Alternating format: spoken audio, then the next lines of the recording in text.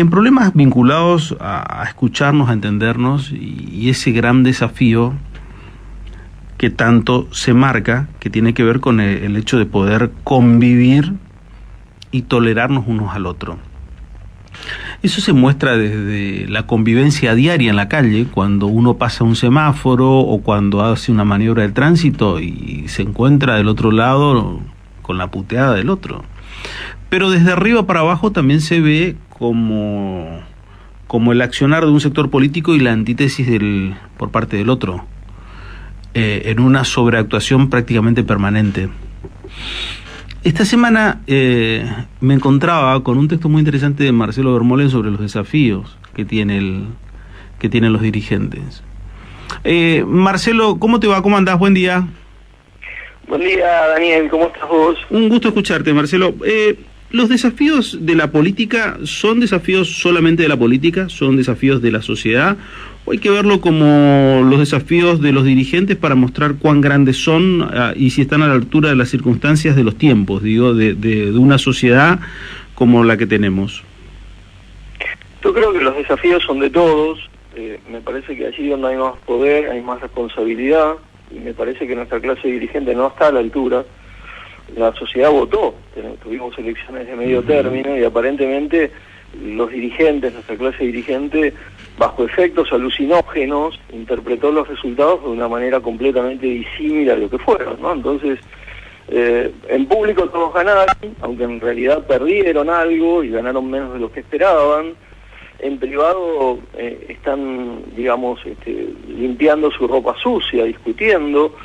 En público ya nosotros vamos viendo cómo algunos interpretan que ganaron cuando perdieron, otros, los que supuestamente ganaron, se están peleando ya por las disputas del 2023, con este cortoplacismo habitual de la dirigencia argentina, que no puede ver más allá, digamos, de sus propios intereses, ¿no? Entonces en el medio queda atrapada la sociedad, que se expresó, pero que tiene por delante la mitad de un mandato que va a ser una repetición de lo que ya vivimos, con los mismos actores, con las mismas recetas y sin ningún tipo de perspectiva de salida, ¿no?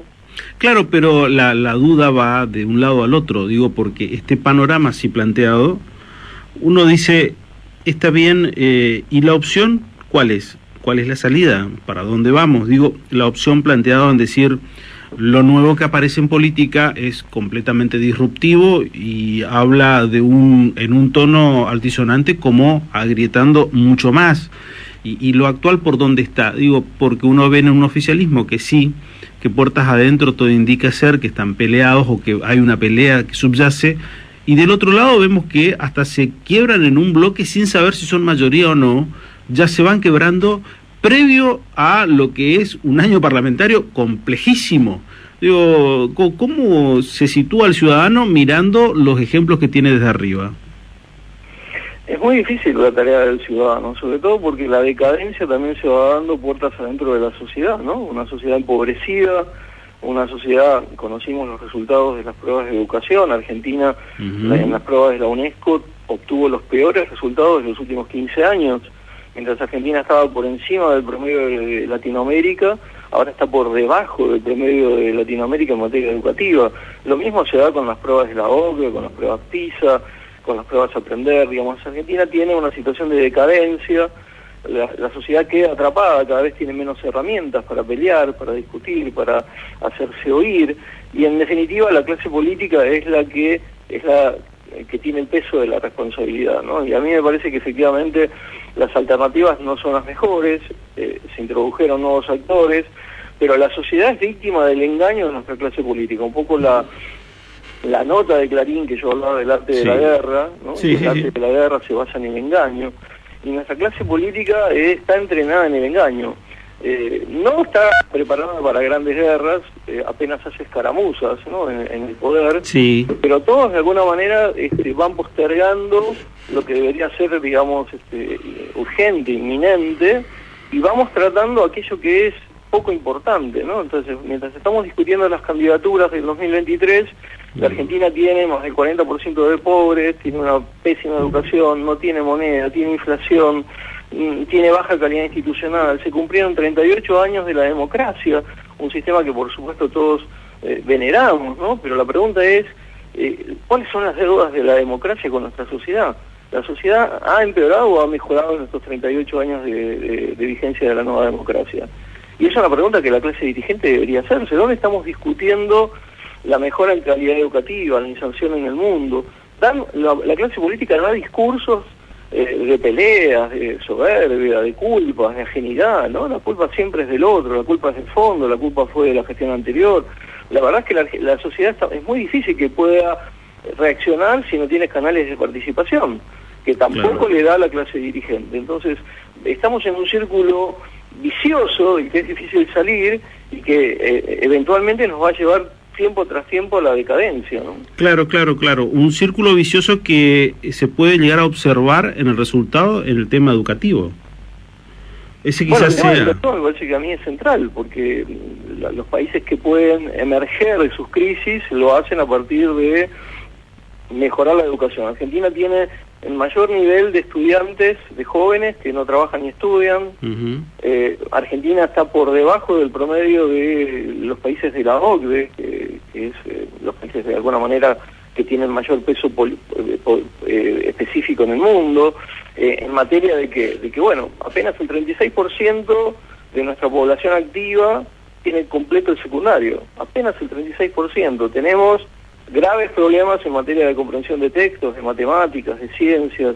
Argentina, como decía, ni siquiera está por encima del promedio de Latinoamérica, ahora está por debajo. Entonces, ¿cómo vamos? La pandemia agravó todo, ¿no? La verdad es que la pandemia generó un agravamiento de todas las variables, ¿no? De nuestra calidad institucional, del comportamiento de nuestra clase dirigente, de la corrupción, del comportamiento de la justicia, de nuestro nivel educativo. Entonces, la Argentina está encerrada, está alejada de las variables del mundo, mientras el mundo discute qué clase dirigente nos va a legar la pospandemia, cómo vamos a renovar esa clase dirigente, los desafíos que deja este aprendizaje, que tienen que ver con inteligencia artificial, con ética de datos, con el uso de las tecnologías, la capacidad del Estado para controlar los desarrollos tecnológicos de empresas privadas. Nosotros ni siquiera podemos estar discutiendo una ley de ética pública que tiene 20 años de vigencia, que está obsoleta y que es la que permite el germen de todos los casos de corrupción en la Argentina.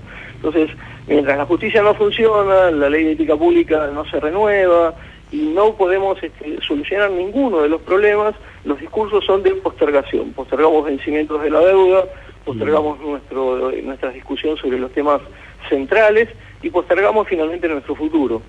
Sí, estamos hablando con Marcelo Vermolen, abogado especialista en acceso a la información pública, calidad institucional y transparencia electoral, que es docente además en la Escuela de Gobierno de la Universidad Austral.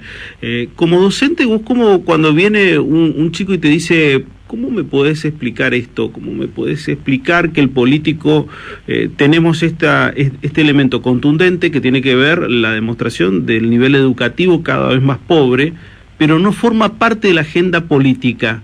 ¿Cómo lo explicarías vos? Bueno, ahí está un poco el fenómeno de los que aparecen, de las terceras fuerzas que empiezan a aparecer, ¿no? Yo creo que los jóvenes, digamos, desde la edad que tienen algún grado de discernimiento, que pueden entender la política, lo único que han vivido en materia, digamos, de administraciones ha sido el kirchnerismo y el macrismo, ¿no? Y la verdad que los jóvenes, que son muy pragmáticos, entienden que no han dado las soluciones, entonces buscan una tercera fuerza, una tercera opción. De ahí la posibilidad de que fuerzas como la que encabeza Milei terminen convocando a los jóvenes. Los jóvenes quieren una salida diferente, una opción diferente. El problema ahí es qué calidad de dirigente tenemos para ofrecerles una salida. Si tenemos la capacidad de que una nueva generación tome el centro de las instituciones de la Argentina y se haga cargo, digamos, de los desafíos que tenemos por delante. Yo creo que nuestra clase dirigente debe rendir cuentas, debe hacerse cargo. A mí me asusta, ¿no?, esto que estoy leyendo de que quieren reflotar las ideas de antiguas fundaciones que nos llevaron al fracaso en el pasado, ¿no? Hablo de la Fundación Mediterránea, de la Fundación Pensar, del Plan Austral, cosas que leo en los diarios, claro, ¿no? Donde quieren reflotar hacia el futuro ideas que fracasaron en el pasado, y en lugar de buscar cuáles son los problemas, la génesis, nuestros comportamientos culturales, nuestra falta de idoneidad en ocupar los cargos públicos, en la eficacia de la justicia, en la mejora de la educación, en subsanar los problemas de la pobreza y dejar que la gente sea cliente y quede atrapada, digamos, por la dirigencia política. En lugar de discutir las cosas importantes, solo discutimos candidaturas, quiénes se van a hacer cargo en el futuro. Así que la Argentina está en un problema grave que, por supuesto, yo no quiero generar desesperanza. Creo que todos los países que han podido salir de las crisis primero han tenido un buen diagnóstico, y el diagnóstico tiene que existir. Yo creo que la Argentina necesita la convocatoria de un gran diálogo que asomó antes de las elecciones y que después, frente a los resultados, quedó nuevamente postergado, ¿no? Claro. La Argentina necesita una agenda de calidad institucional discutible por todas las fuerzas políticas, respetable en el tiempo, organismos de control que estén funcionando, un rol más protagónico en el control de parte de la oposición, la posibilidad de hacer responsable a nuestra clase dirigente de sus fracasos. Me parece que hay mucho por discutir y que no es simplemente la discusión de las candidaturas que nos muestran los titulares de los diarios, ¿no? Es así, la discusión por los cargos parece una cuestión eterna de la Argentina, una discusión mínima que nos termina empujando hacia otro lugar que no es el que todos aspiramos, que es la salida o la solución a estos problemas. Marcelo, te mando un abrazo y te agradezco siempre la amabilidad que tenés con nosotros. No, un placer, Daniel, y un saludo a toda la radio. Gracias, gracias. Marcelo Vermolen, abogado, especialista en acceso a la información pública, calidad institucional y transparencia electoral, profesor de la Escuela de Gobierno de la Universidad Austral, en contacto con nosotros.